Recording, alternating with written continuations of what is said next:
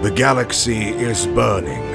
Brother fights brother, and treason splits the Imperium of Man.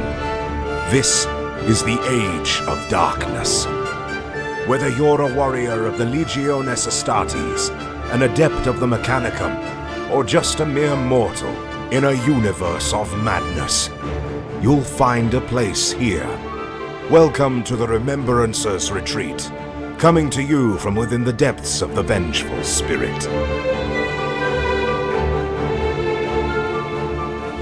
Hello and welcome to the Remembrancers Retreat, a Warhammer 30k podcast. My name is Jesse, and I'm here with Austin, and we are just chilling out. Yep. Hey, everybody. Yep. I've been more or less out for the past few weeks just from work. 6 days a week, 12 hours a day. It has been nuts. It has been crazy, but I'm finally here, and now I am drinking beer with my buddy Austin. And what have you been up to? Well, I have been working 6 days a week on 12-hour shifts, so that's been nice. I've been doing a lot of... God, what have I been doing? Been painting some 15 millimeter of all the weird things. Yeah, I saw a little... you showed me a picture before. It's a strange-looking scale for some reason to me. It's like So we're going to start with the public service announcement. Okay. 15 millimeter is the worst goddamn scale on the face of the planet. They look like hobbits. I know you've heard my rant before, but for you listeners that haven't gotten to enjoy this, 15 millimeter is the worst things of 28 combined with the worst things of 6 millimeter. In 6 mil, the faces are a little weird, and you have to paint a shit ton of guys. Mm-hmm. But because the details are more... I don't really know how to explain it. They're not there. Mm-hmm. You can skip over a bunch of stuff and still get the impression of a really detailed model. So it works out well for everybody. And then with 28, of course, everything is super, super detailed, but you don't have to paint as many of them, right? Like a 6 mil unit can be 200 models, like individual little dudes. Yeah, and paint that up in 4 hours. No big deal. Yeah. 28 mil, 200 dudes is like 3 armies, and you have a great old time. 15 mil is like 150 dudes whose faces look like garbage because 15 millimeter sculptors, and I don't want to like diss anybody out here who does 15 mil sculpting, but they're not great. Like they're big enough that you can tell they're supposed to be faces, but they're still small enough that you can't get all the detail you want into like basic guys. Yeah. And you got to paint a god-awful amount of them. So many. And there's so, like, you can put a ton of detail on them as far as, like, you know, epaulets and pistol holsters with buttons and all that bullshit. Sure. And I hate it so much. So very, very much. Doesn't sound fun. So, yeah, I've been doing that. It's not as bad because it's World War II stuff for a commission. So, like, they're desert camo. Or, like, they're in khakis. Sure. Just top to bottom. So, God, never paint Napoleonics in 15 mil. You'll hate yourself. Blues and You'll reds. hate them. Not even that, but 15 mil is big enough that for the Napoleonic guys, like historical guys in general, they like to count buttons. Right? Sure. They want to make sure that the cuff trim for your unit at Waterloo is the exact right one they were issued with the exact right amount of fade for the amount of time from when it was issued to the Battle of Waterloo. And if you fuck that up, congratulations. You might as well have painted your Imperial fists blue. Yeah, I know, like, we like being accurate with our armors and stuff, but the historical guys, they take it to the next level. Historical guys are amazing. Nuts. It's nuts. So thankfully, I don't have to worry about any of that because just khaki, you're in the desert, it's fine, which is the only reason I took this commission. But yeah, it's really re-inspired my hatred of 15 mil everything. And I've also been painting some Aeronautica Imperialis, which has been fun. Yeah, I'm getting there. Like, I've been given the green light. Yeah, you've got approvals? Yes. High command has signed off. The paperwork is being filed, and excellent. I'll get there eventually. But excellent. I've had a lot of fun. I've only played, I don't know, less than 6 games. But still less than 6 games more than I have. No, that's true. But it's been a lot of fun. I just picked up another DACA jet to turn into a PDF fighter from Patrick today. It was a great use of my lunch hour. I literally just like drove to Battlegrounds, did the drug deal, or not Battlegrounds, drove to the Warhammer store, did the drug deal, stopped at a drive-thru on the way back and was like back in the office right on time. So sweet. That's great. So yeah, that'll be fun. And then, I've also been working on some tanks for my Space Wolves, which might astound you because I normally don't have any tanks. Yeah. Yeah. What have you been? Which type of tanks? So I had a Vindicator laser destroyer that's painted up, and I've never really used because it would be the one tank, and that's a bad idea. Yeah, it can be, especially heavy support slots are. I mean, I don't really use any because I run a lot of Horde infantry stuff. That's true. So I have the spots to spare. It's just, hey, let's play a 2,000-point game. Okay. I'll bring my one tank. I'm sure it'll live. It's a bad idea. Well, when you think about it, it's a great distraction for your hordes of infantry. That's true. But that one las cannon shooting that one Deathsworn. For what is that, 125 points for laser Vindicator? Can't remember off the top of my head. Something like that. No, it's more than that. I want to say it's 2. No. No. Man, if only I had books in front of me. Right? Anyway, but yeah, it's it's enough that I don't want to mess with it. But I picked up a second one a while ago, also really cheap, and I have a Mark I Whirlwind from ages ago. Mm-hmm. So I painted both of them up, and that was not fun. I don't really enjoy painting tanks, but it went quickly, which was the important thing. And actually used them in a game of APOC, which was exciting and kind of terrifying. Tyranids are no effing joke. Well, I don't know about Tyranids, but the big bug is no effing joke. Yeah. Charged in with 40 Space Wolves.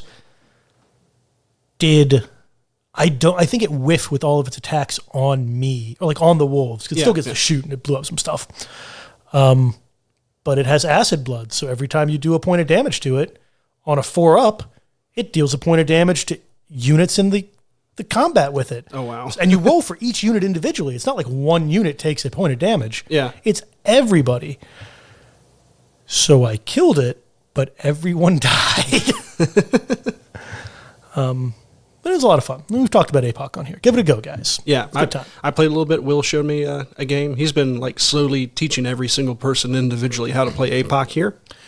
Yeah, it's good to see somebody else being the high priest of a new game, because I feel like that's me a lot of the time in our group. For all the specialist games, Battlefleet Gothic and fucking Epic and yes. So it's good to see Will proselytizing. Yeah, and it's been a lot of fun. I've played one game. I brought my Imperial Knights. He brought his Iron Warriors. Got my ass handed to me, but it was still a lot of fun, and I was able to play roughly 2,500 points of Knights in less than an hour and a half, and yeah, you really can't complain about the speed of it. It's fantastic. Yeah. There's some things if you're looking for what's the word for it? Granularity? Granularity? Yeah, that word. You won't necessarily find it here, but that's okay, because when you bring apocalypse level groups of models, you shouldn't really be worried about that anyway. Exactly. I also like the fact that you don't have to call over at the table what's your toughness, or what kind of save do you get? Yeah, that was crazy. Just roll for my hits and roll to see if it does damage. Yeah, it's all set. We played at doubles, just 100 points a person, so it still technically wasn't a proper game of Apocalypse. It's still enough to play for sure. Yeah, no, it's I think you could really do it at 50 power level if you pick the right units for it.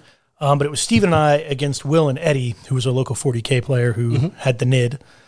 NID. 2 NIDs, the big Hierophant, and then something in it to give it synapse. It was ridiculous.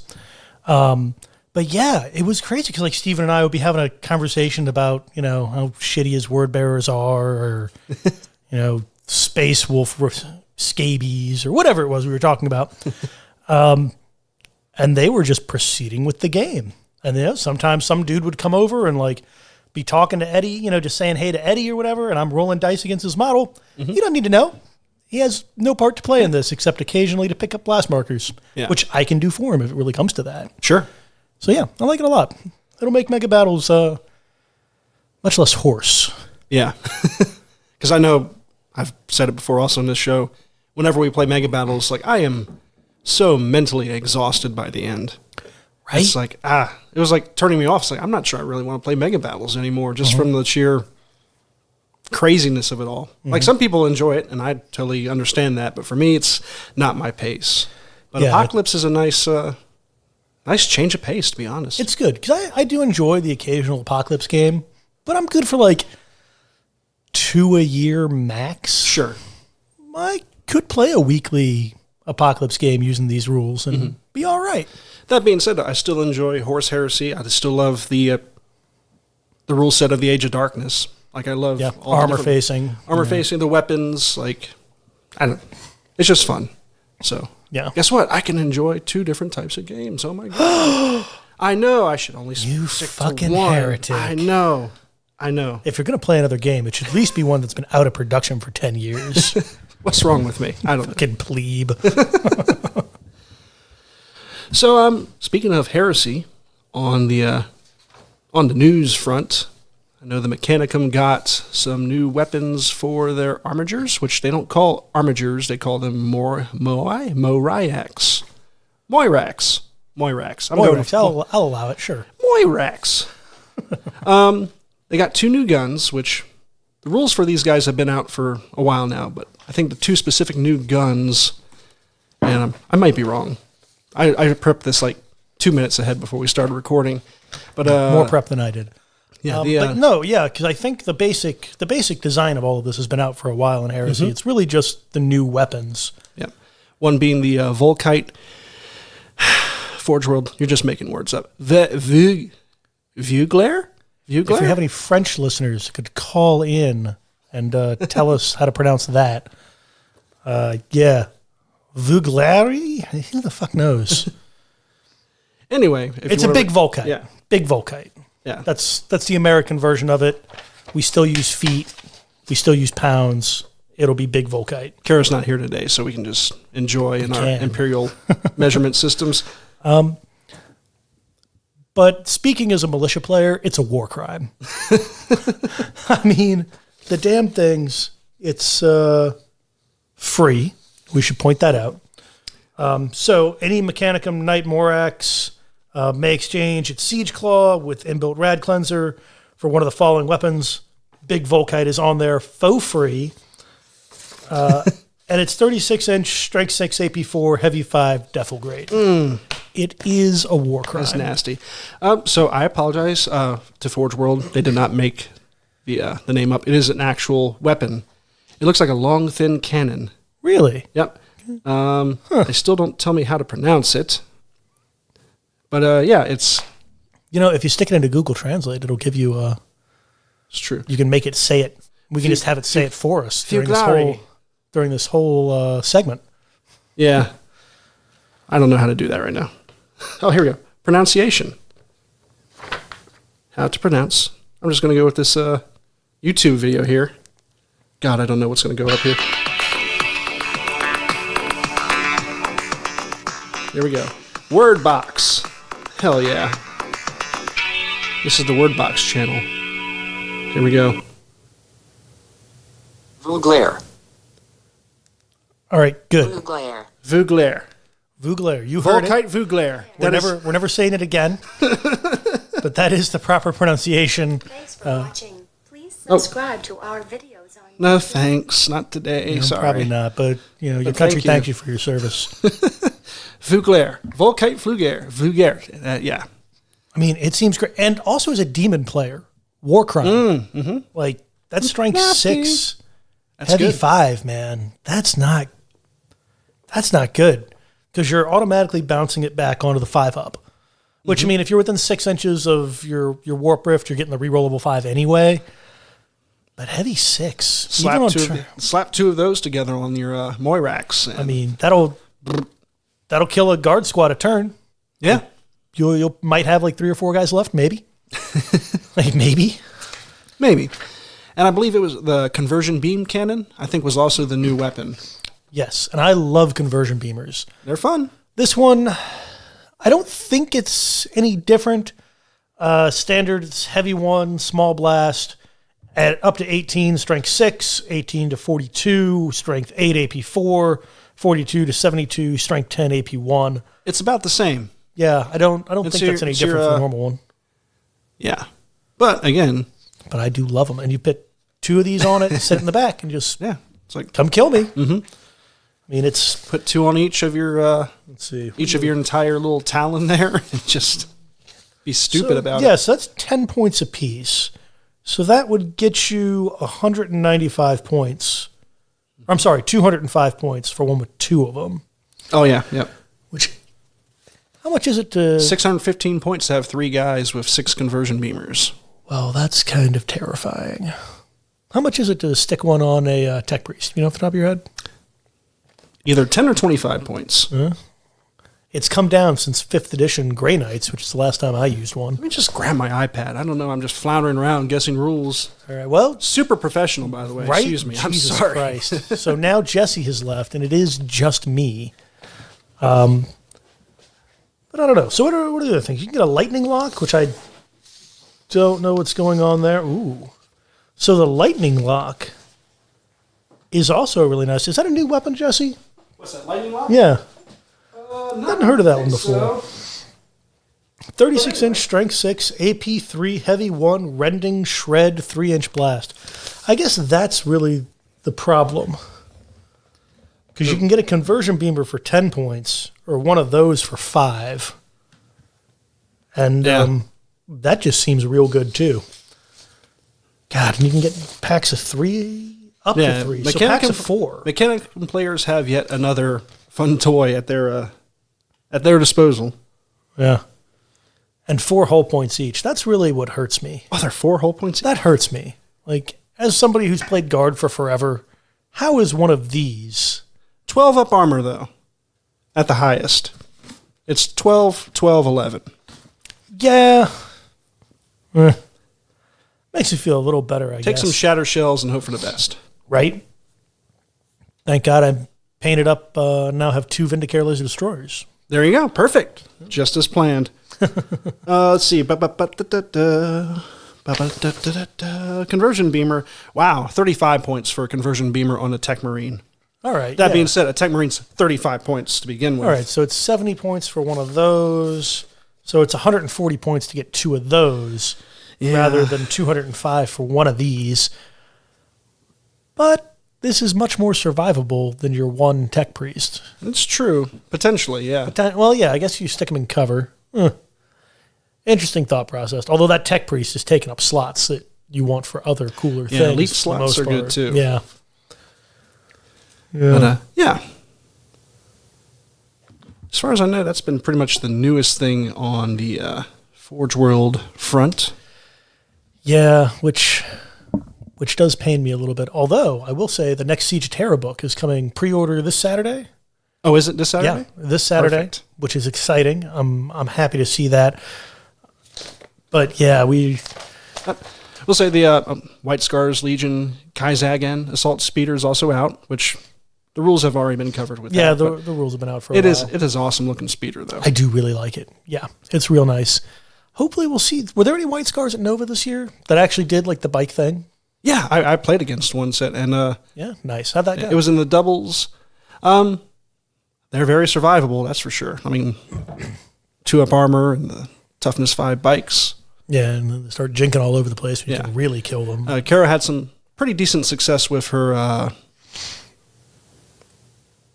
Noise Marines? Noise Marines, yeah, whatever they're called. The Cacophony. Oh yeah, Cacophony. They were that's the official 30K word for it. Yeah, but they were tough and they're fast. Yeah. It's like someone got on a bike and put a jetpack on it. Now they got jet bikes. Like shit.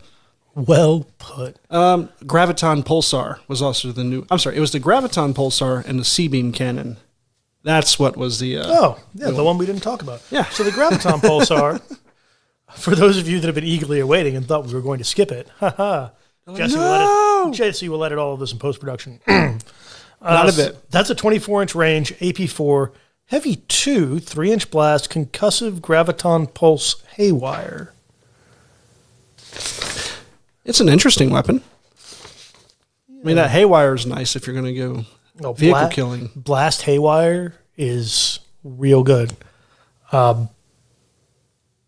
If you're shooting at squadrons of tanks, that's what you want. I mean, if you have one of these, so it's a graviton pulsar. Now think about this. So that's 10 points. That's the same as a conversion beamer. Yeah. So if you have a couple of those on it, yeah. So you have a couple of those on it, making sure I can actually do this.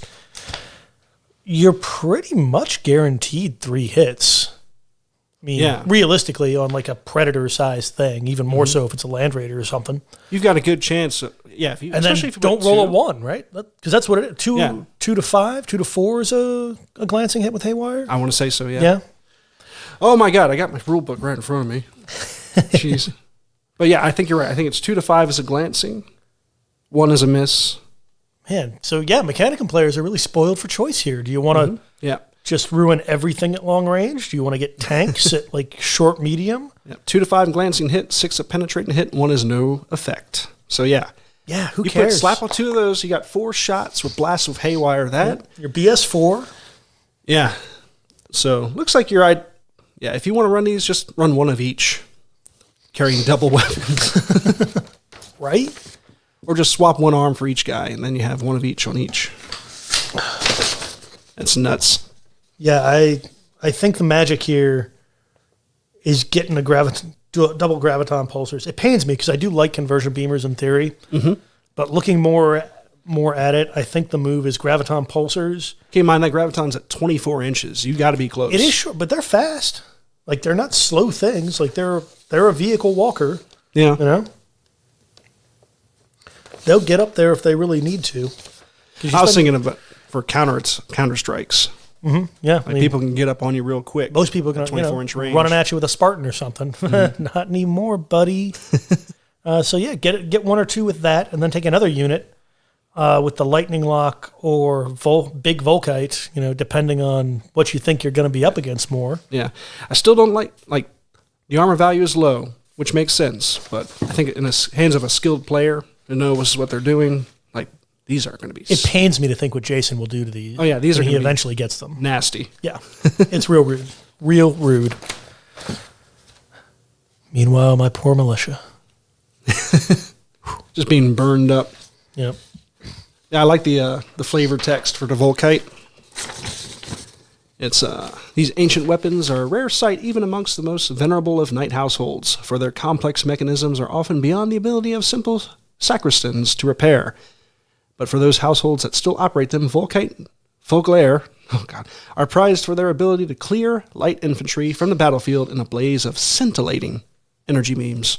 And we are cleared from the battlefield. That's horrific. Yeah. Yeah. Lord. Let's see, that means I think since we've been here, the Ruined Storm Demon Brutes are out now. Those things are cool. I like them. Yeah, the models are great.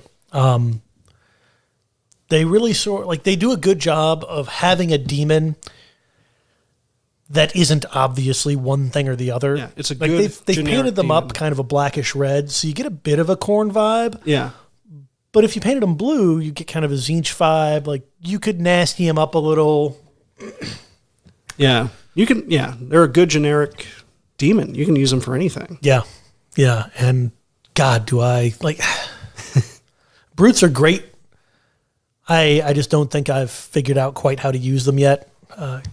Because I keep wanting them to be big line breakers, and they're not. They're just kind of nasty tar pity wound sink things. Unless I get a charge off with the crowned horns for an extra D3 impact hits a piece. Then they become line strength breakers. 7. And sure, it's AP dash, but go ahead and make 14 of those. I'll wait. Yeah. So, yeah. And, the other fun thing is for Warcry, as far as demon players go, Warcry has now released their little bird things and the harpies the Chaos as a Beasts. separate pack. Yeah. Yeah, I saw those in the now Warhammer you can start store picking today. those up. Yeah, they look cool. Yeah. I love how the fact that they actually sold them separately now. Like they're piecemealing everything now out of the starter set, because I think they said that the starter set's it's not going to be the starter set. Yeah, it's going away. They haven't put a date on it, but they've definitively said that it's not going to be there forever. And it's a good deal. So if you want to get into that, Yeah, if you want to give it a go. get a taste. I haven't played it yet before, but I hear good things about it. I got a warband right before Nova in the hopes of playing in a tournament at the local G-Dubs like 2 weeks after Nova. You fool. I was set to push it, and then there was a baby shower. Yeah, So there you go. That happened. But Gotcha. they're supposed to be good. Which warband do you have? I have Splintered Fang, so the snake guys. Okay, yeah, thank you. Yeah. Snake guys. I'm going with the sort of reds instead of the greens and blues. The very pale, Irishman that works IT sort of look. And then going to have weathering powders. That's the word I'm looking for. Like the black weathering powder, and use that to make it look like they've marked themselves with charcoal. Nice. So that'll be good when I get around to it now, because I painted the one guy, like the test model, right? And I was really happy with how it turned out, and I was super excited to paint the rest of them. And then AI came out, and there was a baby shower, and now they're just sort of sitting there. Yeah. When we get around to it. It's like kind of our motto in our local gaming group. Yeah. When we get around to it. Yeah, that's kind of just so much good stuff. Will and I were talking about that for 6 mil stuff that we wanted to get into. We're like, you know what? Team Yankee. And Yeah. Team Yankee and 6 mil gets you away from 15 millimeter. You know why. If you didn't, now you know if you listen to the beginning of this podcast. Yeah, right. And also it just kind of looks better in 6 millimeter, in my opinion, because, my gun shoots 12 inches, and you have this problem with 40K too, right? Like my military grade rifle shoots the equivalent of like 50 feet. Yeah. So with 6 millimeter guys, it looks more impressive. Gotcha. And the tanks don't look like they're right shoulder to shoulder with each other and all that sort of stuff. So but that's next year's problem. This year's problem is going to be painting a lot more demons, which sort of pains me because the Williamsburg muster is coming up. There's one spot left for that. No? Is it sold out? Been sold out today. All right. Well, sucks to be you guys. For Call Arms. Yeah. I didn't get a ticket either. I was actually thinking of picking up that last one. Oh. Well, but I think it's 2,500 points, and I just wasn't going to get there with demons. And sure. I was sort of like, well. I still got to build a list. That's okay. I just throw a whole bunch of tanks in there, and there we go. Hooray! This is Jesse's approach to all list building. Yeah. Is at the last minute throw a bunch of shit together. It's good. That's how I do it. It's nice when I finally had fully painted models and stuff, and you just set them aside, and there you go. It's like the Bat Cave. You just go, doot, doot, doot, doot. See, there's all your models there. It's like, I'll play with this one for now. Right? It's been pretty nice. And if you play the same army long enough, you don't have to really build lists anymore. You kind of get an idea. It's like, I'll take, Squadron of Volkite, 3 Predators, 3 Vindicators, a couple Terminators here, and throw them in a Spartan, and we're good to go. Yeah, like, I want to play militia. I know what 2,500 points of militia looks like. Like, it'll be fine. Yeah. So, got a confession to make as a sideline. Let me pull this right here. Uh-oh, he's got a... Oh, God. What? I've never had a white... Jesse is a basic white chick. I've never had a white claw before. And I've heard that there are no laws when you have claws. Oh, so you haven't had one yet? I've never had a white claw before. I mean, I haven't either. I don't think that's something to be ashamed of, except that you're opening the box right now. There we go. This is the ruby grapefruit. I never thought I'd see a sink so long. Yeah. You remember the heady days of having no sound quality whatsoever when we were going to be better than this? Tactical Marines and and then constantly cutting out. But we said to ourselves, no, people will listen even though we have shitty quality, and people because did. it'll be good content. And people did. And now we have good quality and this. And so this is sort of like Joe Rogan light in a way, where hey, that's cool, man. So have you ever tried a White Claw? No, I haven't, but here we go. I do not expect to enjoy this at all. I really hope you don't, because it'll concern me. Is it grapefruit? Mm-hmm. God damn it. It's actually... Oh, no. Aftertaste sucks. Yeah, that's vile. No. You just keep drinking it. That's true. I really wish they had energy drinks in the regular 12-ounce cans instead of the 16 ounces, because I cannot finish a 16-ounce energy drink anymore. It's like, I go for it, tastes great cold, Then I finish about 2/3 of it, and it's like, I can't drink this. And it sits out for about half an hour, 45 minutes, and energy drinks are not good when they're lukewarm. No. They are terrible. I thankfully never had that particular addiction in college because Jesus. Because people pound them. Straight up. Yeah. That's probably why they don't make them in 12-ounce cans. Because I was like, I can just do two or three of these. I remember the original Four Locos, man. Fuck yourself right on up. I've never had a Four Loko either. So you're not missing out anymore. I didn't think so. Because they've toned them down. Like, guys, this is a little much. It was. I thought I was going to die. Like, my only original Four Loko experience was kind of crazy. But that's not a story we need to get into right now. Okay, it's a 5%, 100 calories. Delivers a surge of pure refreshment and a hard seltzer like no other. Did you get pure refreshment? I will say the first 3 seconds, I was like, this tastes like sparkling water. And I'm okay with that. Then you can taste the ruby, grapefruit. It's like, okay. And then there's kind of like this brief wave of just a nasty aftertaste. I'm like, ugh. It's like, well, got it open now, so. How the mighty have fallen. Yeah. At least it's only a 6-pack. Yeah. You It'll can be make fine. Caro drink some. Yeah. I still feel very lawful, though. Yeah. They're still you're laws only like right now. 3 sips in. That's true. Well, we'll see if we need to call Jared here after a while. But speaking of, actually, no, I have no segue for this. But a buddy of mine, Chris, one of our Patreons, Yeah. starting to put together an orc militia army, which makes me very, very happy because it's one of the things that we've talked about doing, right? That's true. Yeah. You can absolutely make an orc militia army. So, Chris, this is a shout out for you. Good on you. Yeah. But I'm very excited because the plan is once he has one put together, we'll start doing some Olenor stuff. Mm-hmm. Maybe dip into some Battlefleet Gothic. Maybe do a little epic. Probably he doesn't understand that there's probably going to be a little epic, but at the core of it will be this beautiful little orc army, which is very exciting. When we get to it. Yeah, when we get to it. Inshallah. Yeah. If only we could just quit our jobs and just do this. I keep telling Allie she needs to just start making a shit ton of money so I can be a kept gentleman, and it keeps not happening.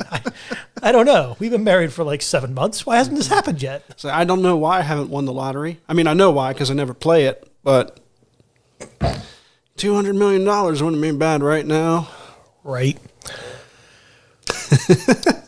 But yeah, so it made me real happy that somebody else was diving into both militia and putting a little Xenos flair on it. Yeah, that's pretty cool. That's one of the things we're like, oh yeah, play against Eldar and orcs, which was fine until they went to 8th edition. And now, like, you can't lure people into the game that way because they're just like, well, I got my 8th edition rulebook, and you go, fuck. And then you need to like try and find some like used 7th ed codex, and it's just a mess. It's a hassle. Yeah. But orc militia is pretty genius. Yeah, I would love to play against something like that. Right? Yeah, no, and he's got all sorts of grand plans. I guess the Forge World Grot Cannon is cheaper than buying the actual GW big guns. Oh, well, there you go. So he's going to be giving that a go. Hasn't quite decided if that's going to be like a Basilisk equivalent or a Rapier equivalent because it seems sort of in between sizes. So we'll see how that goes. But, got the traditional piles of boys. I mean, that's the beauty of the orcs, too. You can just go ahead and just kit bash to your heart's desire or whatever. It's like, it needs a bigger gun. Okay, let me grab this bigger gun. Right? There we go. I'll just strap 3 guns onto it. That's like one bigger gun. It's fine. Yeah, so it'll be a fun project, and I don't know, maybe get something really going, have some pictures up or whatnots. You know how Steven's moon mice have been doing? Yeah, so they're coming. I've seen a few pictures, and they look kind of cool. They're coming along. It's real creepy. We've been going back and forth on fluff and whatnot because the basic theme of it, and I'm not going to spoil everything, but his moon mice worship my chaos god. So we've been going back and forth a lot of like, kind of really defining like, what does my god really stand for? What does worshiping a god of dying in the worst way possible really mean? Yeah. Like some real philosophical shit. Right? Right? for a bunch of mice. I minored in philosophy. This is fine.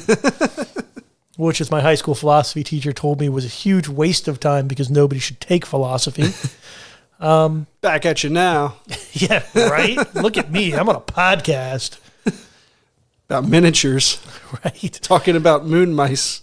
Right? But no, it'll be good. And they're looking real pretty. And knowing Steven, he'll keep the faith. So we're going to find, like 2020, there's going to be a moon mice army around somewhere.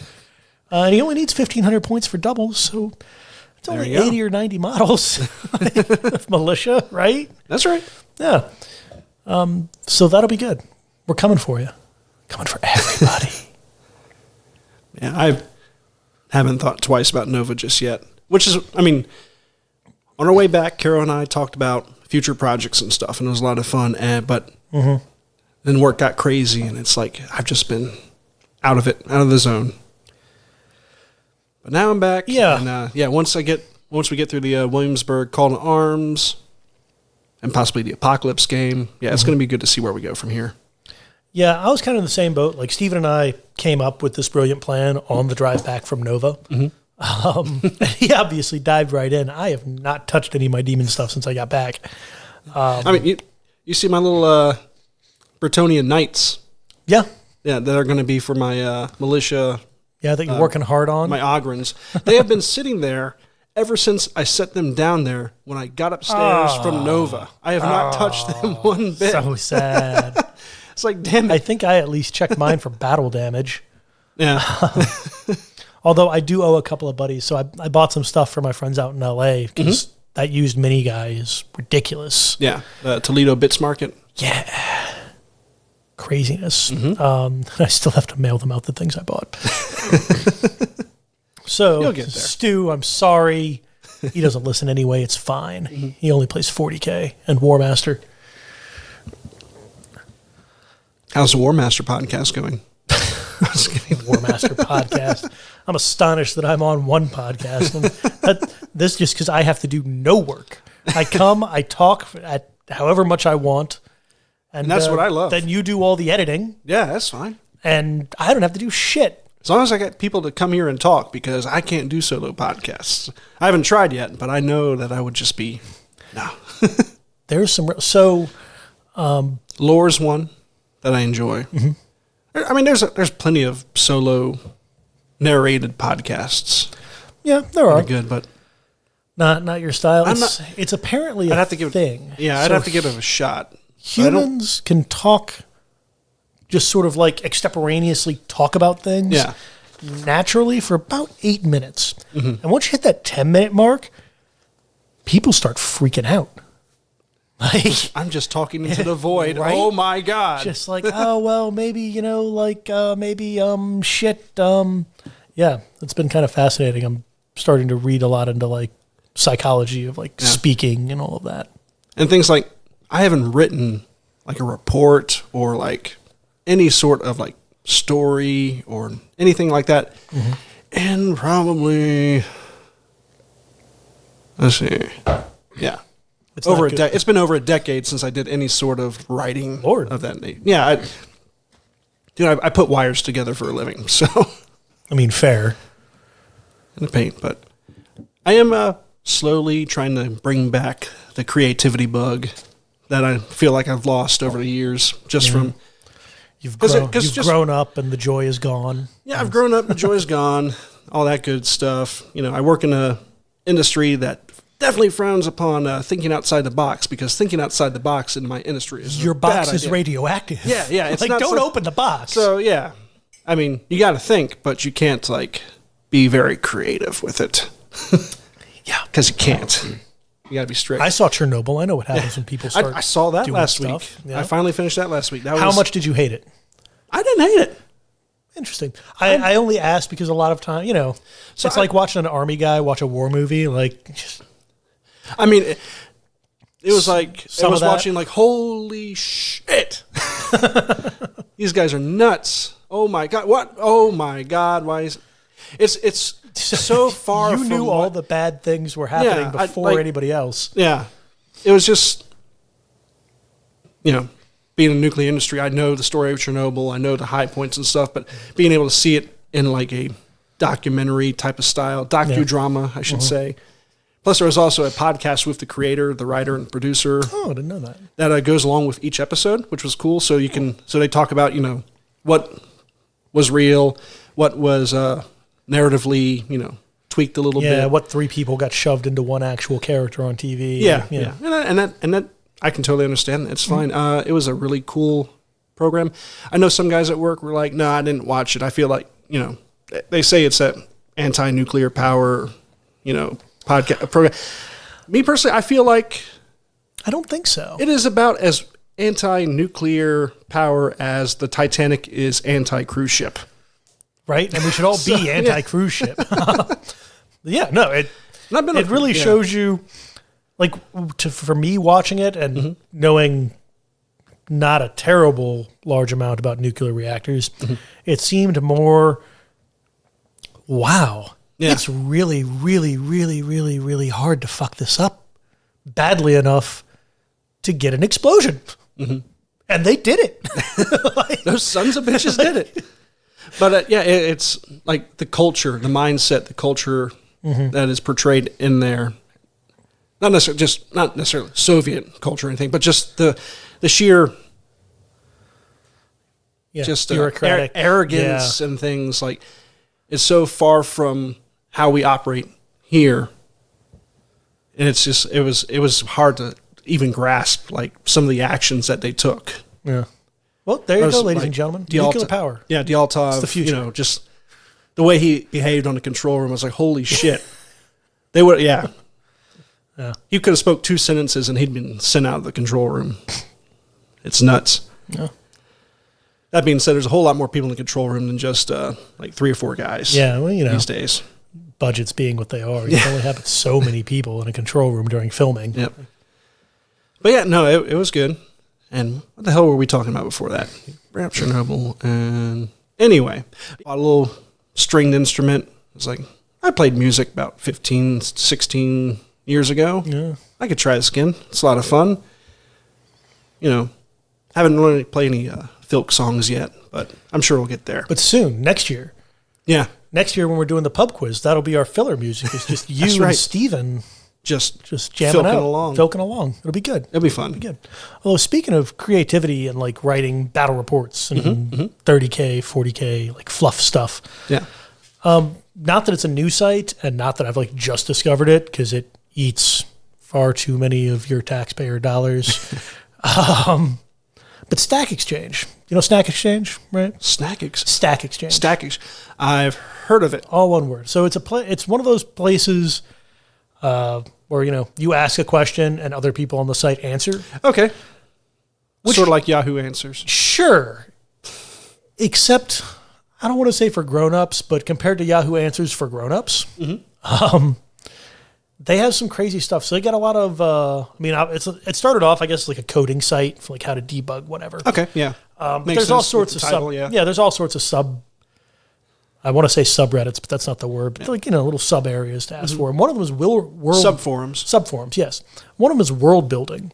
Ooh. And that's fantastic because a lot of the guys on there, because one of the things that sets it apart from like Yahoo Answers is that for the most part you have to cite everything and not cite to like, CNN, whatever source. Just trust me, bro. Yeah, no, they're pulling out like journal articles. Oh wow, citing all of this stuff.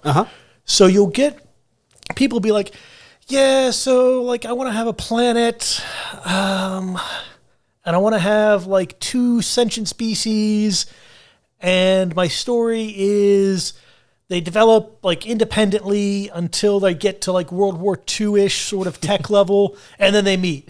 What kind of planet do I need?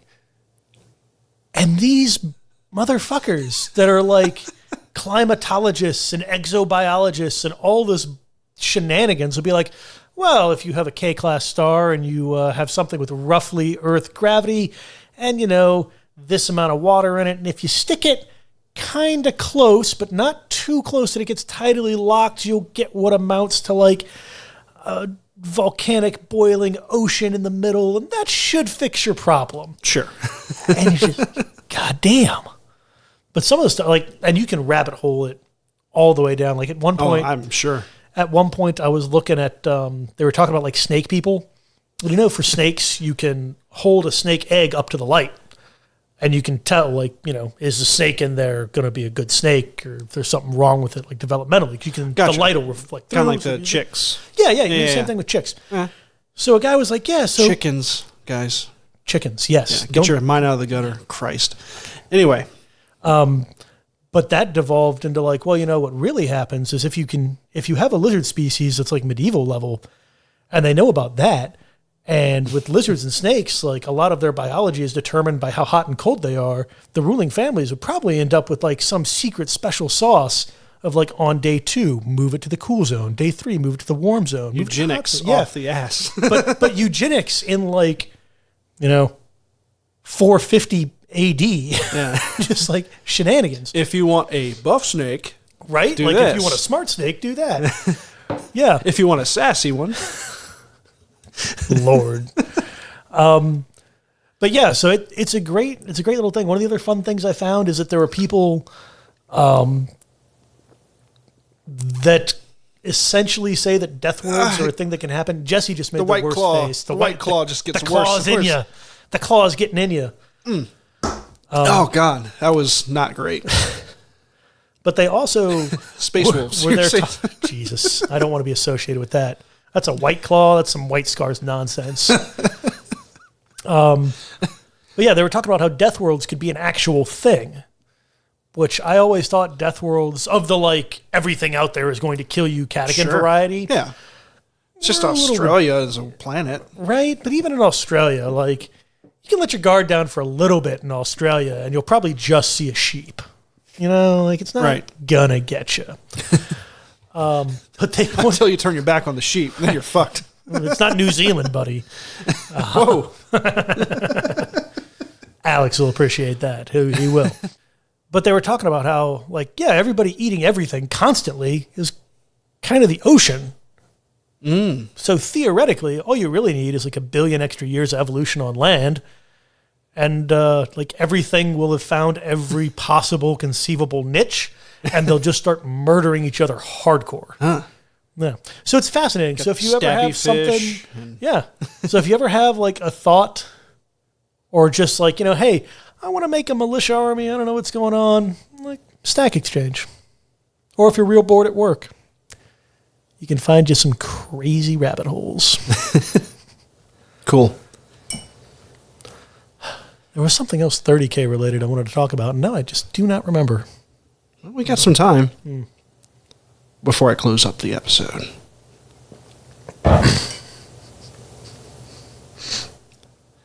Let's see. Did your Space Wolves? I'm doing Dark Angels. Yeah, I haven't done any more militia. Oh, did you play the Solar War? In the Solar War? No. No? Okay. No, I didn't. I had planned to, and then things, life has been killing me. Not in any like serious or debilitating way, but like just enough life to have thrown all of my pre-planned, like pre-Nova planned gaming just I feel you, man. in the trash. Yep. But I've been getting a little bit of gaming in. Got a little bit of Titanicus, like you said, Apocalypse. Yep. So I was working that day, but Carol took some Alpha Legion that she has, and she played the Zone Mortalis, and she had a lot of fun. Yeah. So that was pretty cool. Yeah, although I will say, that's the other thing I wanted to talk about. You're welcome. So I assume there's at least one of you on here that plays Battlefleet Heresy or Battlefleet Gothic. We've got something new coming out for that we've been talking about for a while and finally putting the finishing touches on. The Rogue Trader Militant Fleet. So we have rules right now for having just like, the Rogue Trader Militant is like a ship in your fleet kind of doing its thing. Kind of like a free blade type of thing. Yeah, that's a good way of looking at it. Gotcha. But reading, especially this mercenary ship, I guess. Yeah, this most recent Black Book, when it talked about the White Scars pioneer companies and like the pathfinding elements of the Great Crusade, really made me want to dive into that a little more. Because if you think about it, like that's where all the really crazy stuff is happening during the Great Crusade. Sure. Where Like, no man has gone before. At least not for a while anyway. Yeah, not for a couple thousand years. Yeah. And they're doing all of the stuff the 40K rogue traders do, except even worse, because the 40K rogue traders theoretically, like they're never that far from home. Like they're never that far from help, really. But the Pathfinders and the expeditionary fleets are getting hosed. And a lot of these guys, like the original group that set out from Terra, they're all like POWs, essentially. They're like, hey, we tried to stop the Emperor and we couldn't. So he said, I'm going to kill you all, or you can get on these spaceships and go find new worlds for me to conquer. And a lot of them looked at each other and were like, well, you know what? Fuck it, I'm out. And off they go. Yeah. And, that happens a lot of times with some of these new, like you come across a human world, you kind of beat it into submission a little bit. Oh, you've got a couple of warp-capable vessels left that, well, we can't really fit them into the regular expeditionary fleets because you're weird and you don't really fit all of our, like, our widgets don't fit in your ships. They were using metric. We were using imperial. Right. God damn it. Fuck it. Here you go. We're going to give you to this rogue trader militant, and you're going to go find new and exciting places until you can't anymore. So I'm really excited about that. It's going to be a fleet that's mostly lighter stuff because naturally, if you're going to be a Pathfinder unit, you're going to want to have a bunch of light ships to kind of go everywhere and stick your head into every There's weird no battle barge in a expeditionary fleet. No battle barges. You're allowed, for every 2,000 points, you're allowed one ship bigger than a cruiser. Okay. So really, and the other big consideration to that is for every hull point of capital ship you have, or for every 2 hull points of capital ship you have, you need to bring an escort. Because... yeah, I mean, like you said, that's what you're going to do. Yeah, you might, like, the rogue trader militant in charge might have, a cruiser or a grand cruiser to sort of show the flag over all the peasants. But for the most part, it's going to be like that Cobra squadron is going to be running around trying to find stuff. And they also have a mandatory requirement to bring transports, which is something you don't normally see in Battlefleet Gothic because they're acting so far away from normal lines of supply. You got to bring your own with you. And you can't, like... leave them somewhere, right? Like, we got to go fight this alien fleet. All right, we're just going to leave all these transports in a corner. No, you don't do that. So you're like, all right, guys, just stay close, not too close, but close. We'll try and keep an eye out. So it'll be fun. This is specifically made not unbalanced, but definitely. Yeah. What are the bonuses that so gets? So the cool thing they get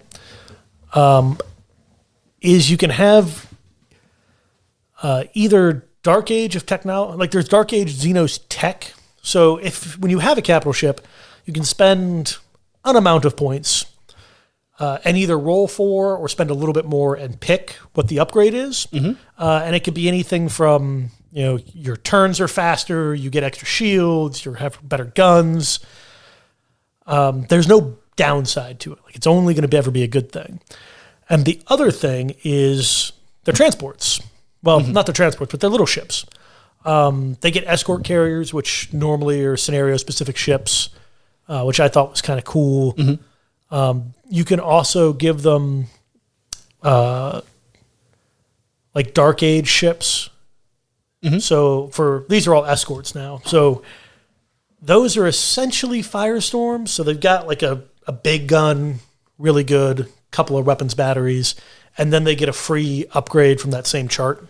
Yeah. And then you have cheap versions of like not quite a Cobra, not quite a sword, a little bit of stats mixed up. With the same thing. They're like 30 points a piece, so they're real cheap. And then if you want to pay an extra 5 points, you roll on the chart, extra 10 points, you pick on the chart, and you have some fun stuff. So technically speaking, your escorts are either going to be real cheap and you're going to have way more of them than other people, probably you'll have slightly about the same or maybe slightly less, but they'll be real good.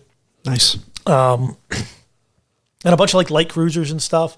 So it's a much different vibe because a lot of the times with Battlefleet Heresy fleets, just because of the way, like you can take the Chaos cruisers, which are faster, so you don't really need escorts. Like you bring them because they're cool, but you don't need them.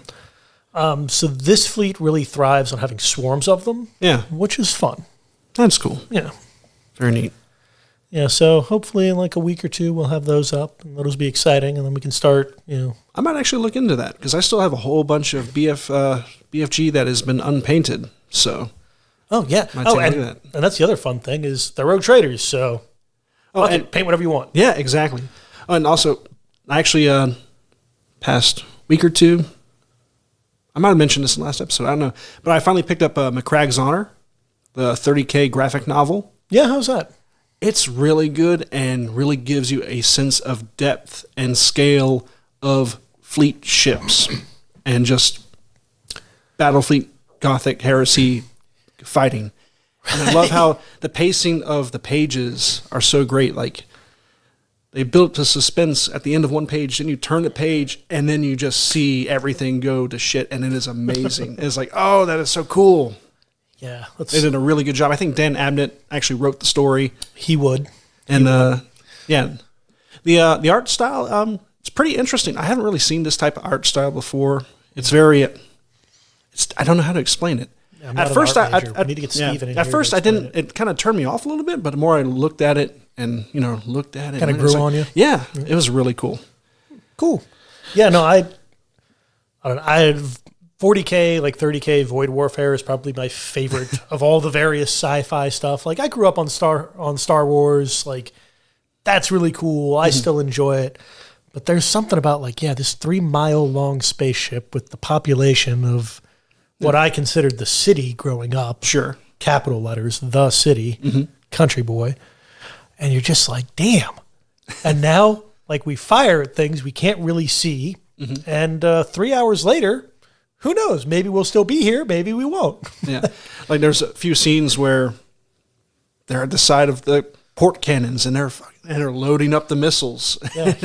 Here's my Volkswagen van that I'm throwing in here. Group of ants that are just dragging this entire chain, this chain fall, just putting this giant missile, getting ready to fire. It's like, this is amazing. Yeah, there's a great scene of that in Execution Hour. One of the main characters starts off as just like gun deck trash slave labor, and like he's yanking on the gun chain, and there's like 150 guys in his crew, and everybody fucking dies except for him, and like because they catch a glancing blow. And, you see it from his point of view, which is like, the fire comes in and it's rolling through the gun area and screaming and running, and he does the thing that saves him.